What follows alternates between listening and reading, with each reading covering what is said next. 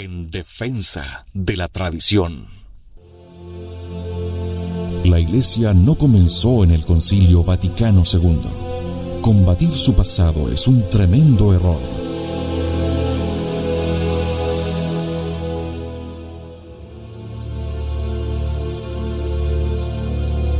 En defensa de la tradición, nos dedicamos a demostrar el terrible daño que ha producido el abandono de la tradición de la Iglesia.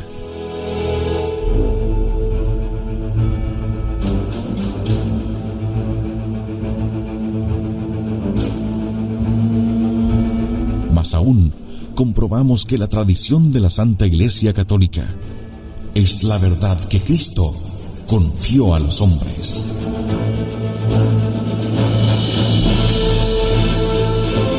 En defensa de la tradición. En Convicción Radio.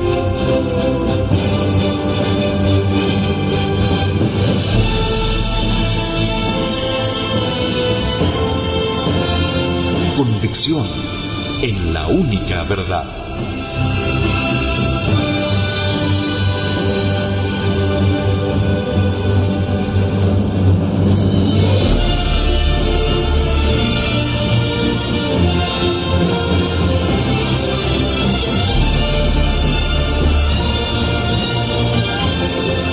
Porque la Santa Iglesia Católica Apostólica Romana es la única iglesia de nuestro Señor Jesucristo.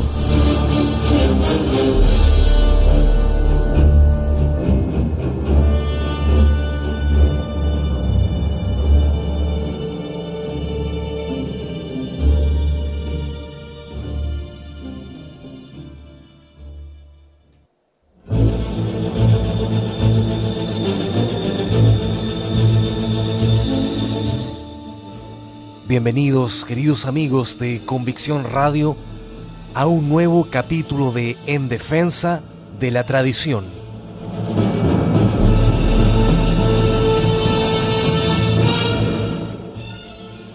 Continuamos con el estudio filosófico, histórico y de la persona misma de Martín Lutero, por cuanto sus doctrinas, el movimiento protestante que se dio los siglos posteriores, fue una base fundamental para que existiera el modernismo, que finalmente infiltró a la Iglesia.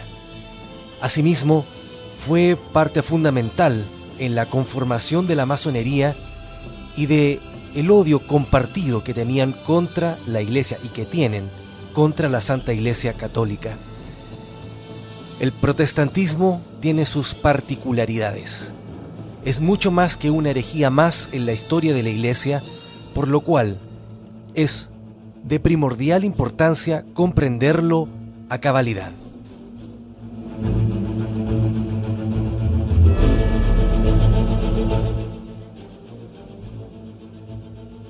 El gran cisma de Oriente dejó intacto todo el sistema de la fe católica.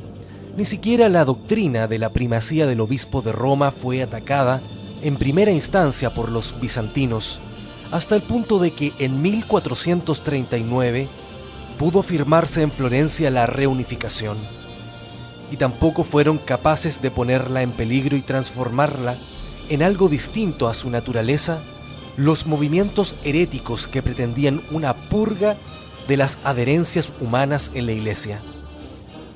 La verdadera crisis acaeció con Lutero, que cambió la doctrina de arriba a abajo al repudiar su principio. Asimismo, debemos observar que la doctrina de Lutero no puede entrar a formar parte del amplio ámbito del sistema católico, puesto que su ataque no puso en cuestión este o aquel corolario, sino el mismo principio del sistema.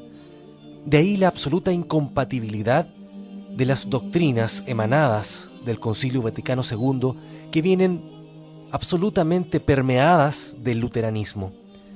La misa moderna es el mejor ejemplo de ello, y la concepción ecuménica de la religión también lo es.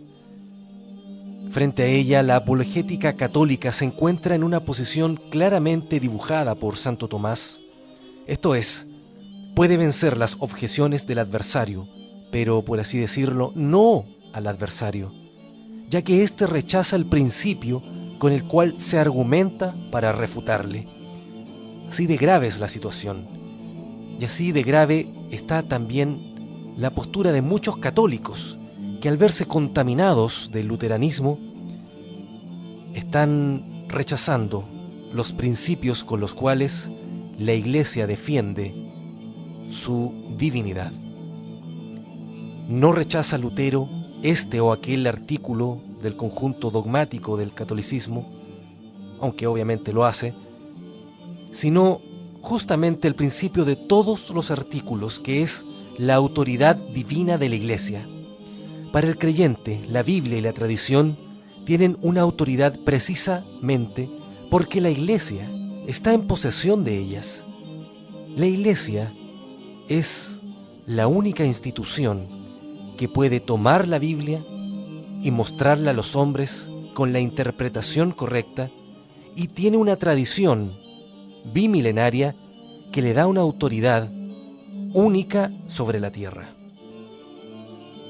Y esto no solo respecto de la posesión material de la Biblia y la tradición, sino también de la posesión del sentido de ambas, que va desvelando históricamente de modo paulatino.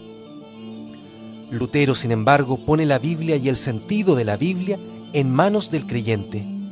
Recusa la mediación de la Iglesia y lo confía todo a la inteligencia privada, suplantando la autoridad de la institución por la inmediatez del sentimiento, que prevalece por encima de todo. Esto nos hace recordar ciertas frases desafortunadas, tales como la teología nos ha alejado de Dios, que forma parte de los principios del ecumenismo imperante hoy en la Iglesia. La conciencia se sustrae al magisterio de la Iglesia para Lutero, y la aprehensión individual, máxime si es viva e irresistible, funda el derecho de opinión y el derecho a la manifestación de lo que se piensa por encima de cualquier norma. Un individualismo absoluto. Lo que el pirronismo antiguo supone en el ámbito del conocimiento filosófico, lo supone el escepticismo protestante en el ámbito del pensamiento religioso. La Iglesia, individualidad histórica y moral del Cristo hombre Dios, resulta desposeída de su esencia como autoridad, mientras que esa viveza de la aprehensión subjetiva es llamada fe y convertida en don inmediato de la gracia. La supremacía de la conciencia quita fundamento a todos los artículos de fe, puesto que estos valen o no valen según la conciencia individual consienta en ellos o no. Y también nos recuerda esas frases a propósito de que la voz de la conciencia es la voz de Dios. Son doctrinas de la Iglesia Nueva que se parecen tanto a los pensamientos y doctrinas de Martín Lutero. De este modo resulta extirpado el principio del catolicismo, la autoridad divina, y con ello los dogmas de fe. Ya no es la autoridad divina de la Iglesia quien los autoriza, sino la aprehensión subjetiva individual. Y si la herejía consiste en creer una verdad revelada, no porque sea revelada, sino porque consiente en ella la percepción subjetiva, se puede decir que el concepto de fe se convierte en el luteranismo, en el concepto de herejía, porque la palabra divina es acogida solamente en cuanto que reciba la forma de la persuasión individual. O sea, va a ser fe en cuanto yo como persona individual acepto esa fe, más allá de lo que me enseñe cualquier institución, en este caso la Iglesia Católica. No es que la realidad obligue al asentimiento, sino que es el asentimiento quien da valor a la realidad. Esto es invertir las cosas, poner al hombre como el dictaminador de lo bueno y lo malo, de lo verdadero y lo falso, es dar vuelta a los altares. Todo esto no nos puede llevar más que al más extremo racionalismo inmanentista. La semilla de la formidable conmoción religiosa causada por Lutero está totalmente contenida en los 41 artículos condenados en la bula Exsurge Domine del 15 de junio de 1520 por León X.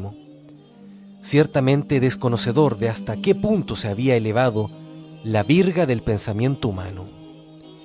En realidad, como ya hemos dicho, el principio del libre examen está implícito en toda herejía, y la Iglesia, incluso cuando no lo condena explícitamente, lo condena implícitamente cada vez que se pronuncia contra alguna doctrina teológica contraria a la fe.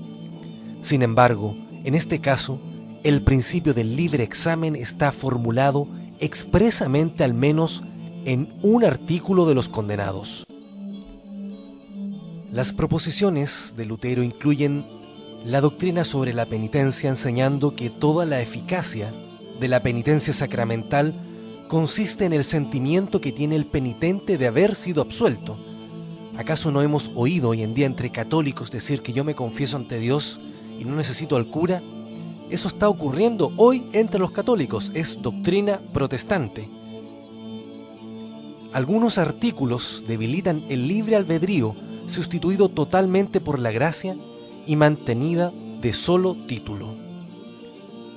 Otros se refieren a la prevalencia del concilio sobre el Papa, es decir, la colegialidad, es decir, la asamblea por sobre la autoridad.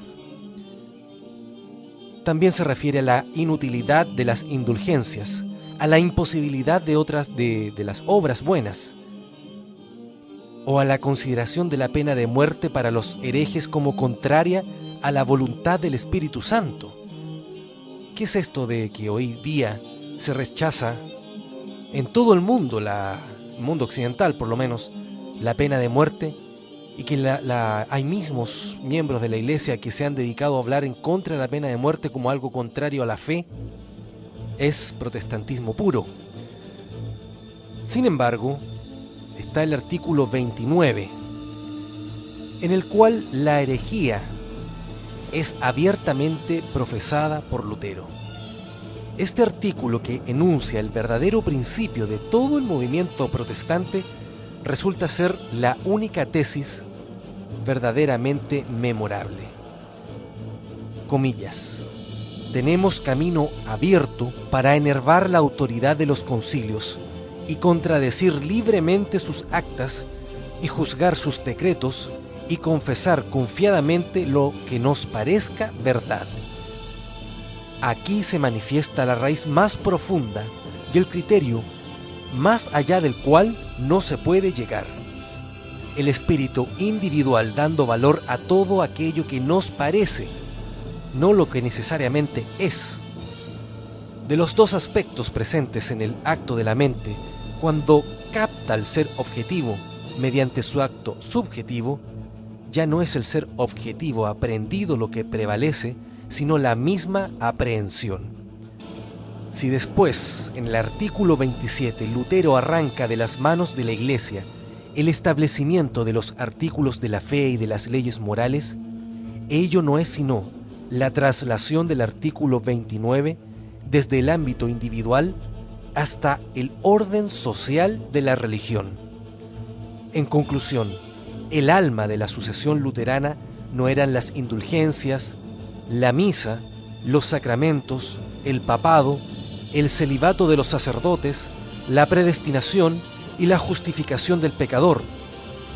Era una insuficiencia que el género humano llevaría inmersa e inherente en su naturaleza y que Lutero habría tenido la valentía de manifestar abiertamente: la insuficiencia de la autoridad. Vemos en esta insuficiencia de la autoridad un fundamento extraordinario sobre el cual el modernismo va a atacar a la Iglesia. ¿Cómo podemos entender hoy en día que la Iglesia haya renunciado a la autoridad, haya renunciado a ser la única verdad, la única Iglesia de nuestro Señor, y le abra la puerta a las herejías, al paganismo, a las falsas creencias, religiones orientales, etc.?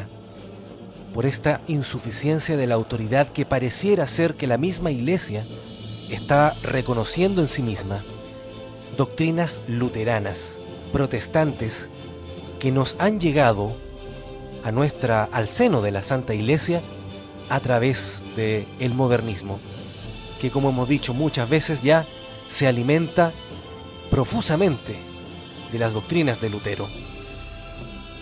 Sigamos analizando la personalidad de Martín Lutero, y en esta ocasión en filosofía, específicamente el ignorantismo y el egologismo.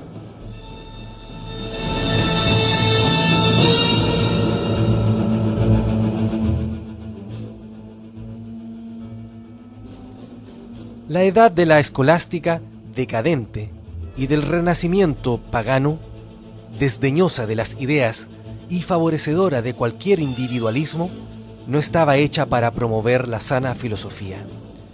Lutero, al hacer profesión del escepticismo en materia de ciencia, se muestra digno hijo de su época, más aún cuando su inclinación natural privilegiaba la voluntad en detrimento de la razón.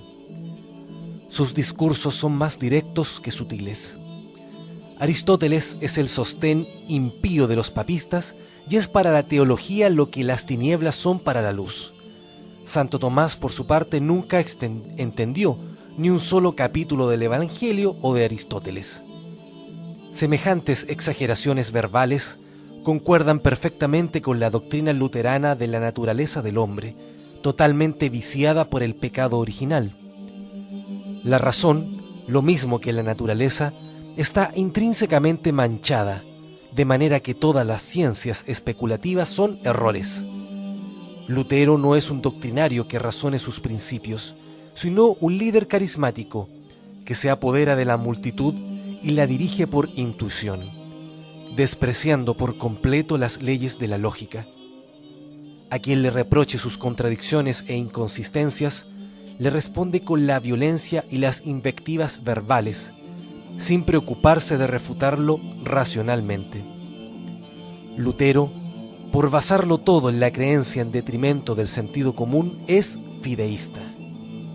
En efecto, su fe no se sostiene en nada razonable. Es una pseudo-fe herética que no podía dejar de convertirse en lo que hoy ha llegado a ser para muchos protestantes, a saber, un salto mortal motivado por un orgullo desesperado, un arrebato de angustia y de confianza hacia lo desconocido, procedente de las profundidades de sí mismo. Dicha fe se basta a sí misma, y la razón solo puede corromperla. El reformador barre así, de un plumazo, 1000 años de fructíferos esfuerzos teológicos. Comillas. La razón se opone directamente a la fe, y así debía ser. Los creyentes deben exterminarla y sepultarla. Es la prostituta del diablo. Solo sabe blasfemar y deshonrar todo lo que Dios dice o hace. Es imposible reformar a la Iglesia si no se extirpa por completo la teología escolástica y la filosofía, además del derecho canónico. La lógica no tiene ninguna utilidad en teología, pues Cristo no necesita invenciones humanas.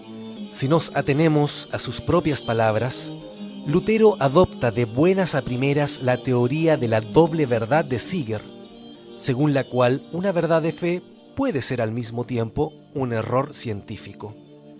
A este aspecto antiintelectual de la doctrina luterana se suma un movimiento positivo puramente interior. Cuando el hombre se niega a seguir la luz natural otorgada por Dios y se mueve por la voluntad ciega y las pasiones bajas, se expone a todos los extravíos posibles. Ahora bien, el Lutero reina en el sentimiento y el apetito. Está dominado por las facultades afectivas, sobre todo las irascibles, pero también por una fuerte tendencia a la melancolía. Lutero exalta la libertad, la interioridad de la experiencia individual y el espíritu personal. Para él, su propia voluntad hace las veces de explicación última e irrevocable. Así lo quiero, así lo ordeno, que la voluntad haga de razón. Lutero, opone lo interior a lo exterior. Hay que rechazar todo lo que viene de afuera, particularmente los sacramentos y la iglesia, pero también la revelación divina. Todo eso está en consonancia con la lógica del libre examen. El padre Congar, admirado ante Lutero, no se equivoca al decir de él que había replanteado todo el cristianismo. ¿Por qué? Porque era incapaz de recibir algo que no proviniera de su propia experiencia. Kant desarrollará más tarde el principio de autosuficiencia con su razón pura, emancipada de las realidades exteriores.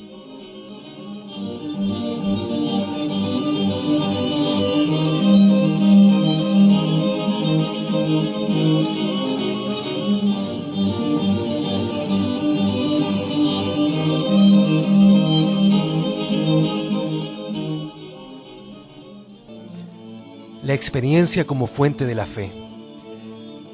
Es lo mismo que nos enseñan o pretenden enseñar muchos movimientos que se dicen católicos y que están abarcando cada vez más territorio dentro de la Iglesia.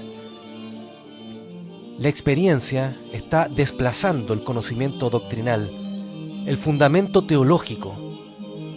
Hoy día estamos experimentando la propagación de un catolicismo de las vivencias y vivencias personales, y por ser personales son legítimas, son válidas. Cada persona tiene derecho a su propia vivencia. Nos acercamos cada día más al libre examen. Analice, el gentil auditor, lo que hemos estado diciendo en este programa y verá cómo se parece increíblemente a lo que hoy día escuchamos dentro de la Iglesia Católica. Y es por eso que nosotros católicos tradicionales estamos de pie defendiendo la tradición, porque no podemos aceptar que herejías estén pasándose dentro de la Iglesia como un catolicismo nuevo. Tal cosa no existe. La verdad no cambia y no pasa de ser más que la herejía dentro de la Iglesia. Una palabra referente a los propagadores de esos errores, aliados del fundamentalismo protestante anglosajón, siempre enemigo de la Europa católica y de la América hispánica, igualmente católica.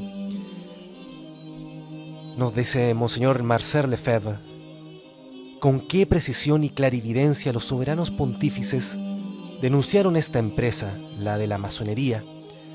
El Papa León XIII lo demuestra en Quod Apostolici, encíclica muy importante referente a este tema, así como Humanum Genus, del 20 de agosto de 1884, sobre la secta de los masones. Comillas: en nuestros días, todos los que favorecen la peor parte parecen conspirar a una y pelean con la mayor vehemencia, siéndoles guía y auxilio la sociedad que llaman de los masones, extensamente dilatada y firmemente constituida. Los romanos pontífices, nuestros antecesores, velando solícitos por la salvación del pueblo cristiano, conocieron bien pronto quién era y qué quería este capital enemigo apenas asomaba entre las tinieblas de su oculta conjuración.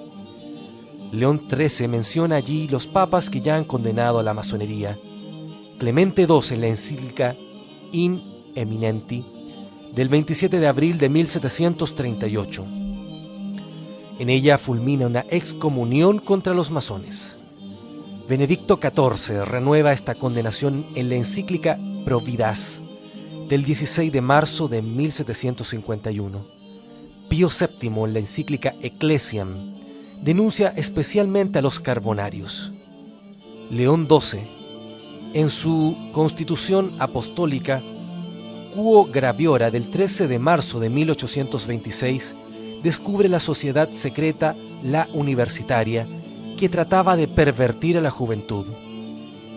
Pío VII, en su encíclica Traditi del 24 de mayo de 1829, Pío IX, en la alocución consistorial del 25 de septiembre de 1865 y en su venerable encíclica Quanta Cura del 8 de diciembre de 1864 hablaron en el mismo sentido.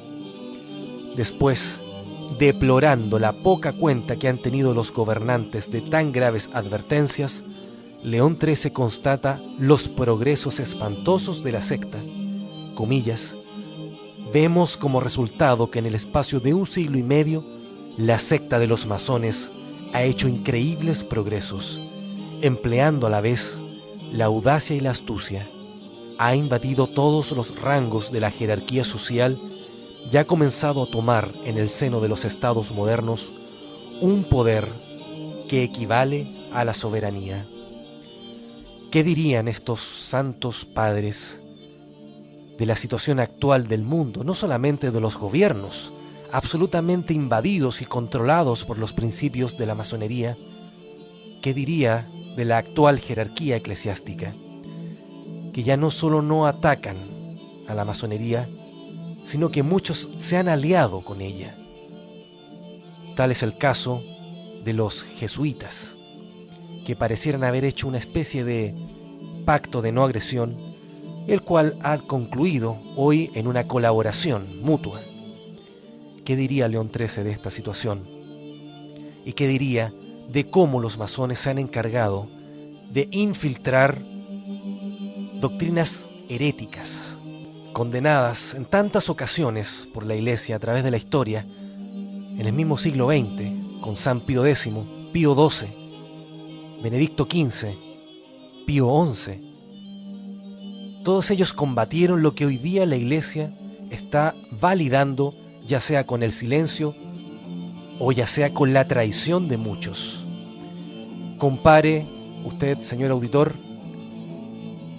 señora auditora, lo que hemos dicho en este capítulo de En Defensa de la Tradición, y no le podrá extrañar por qué la Iglesia está como está.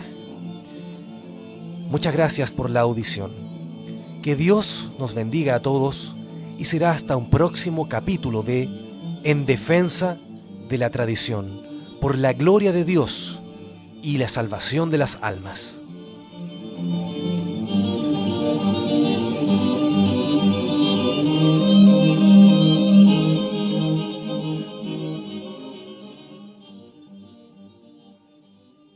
En Defensa de la Tradición.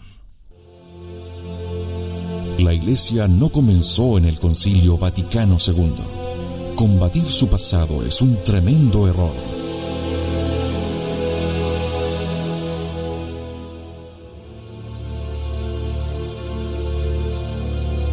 En Defensa de la Tradición, nos dedicamos a demostrar el terrible daño que ha producido el abandono de la tradición de la Iglesia.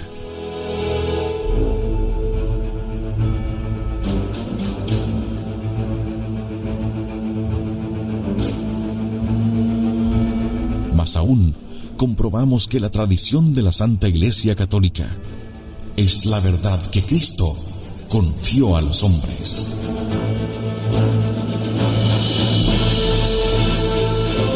En Defensa de la Tradición. En Convicción Radio.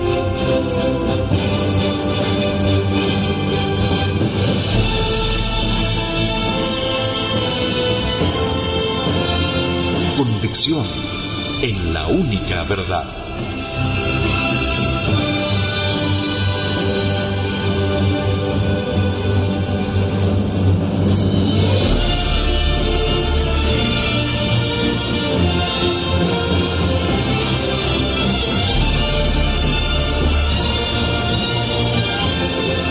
Porque la Santa Iglesia Católica Apostólica Romana es la única Iglesia de nuestro Señor Jesucristo,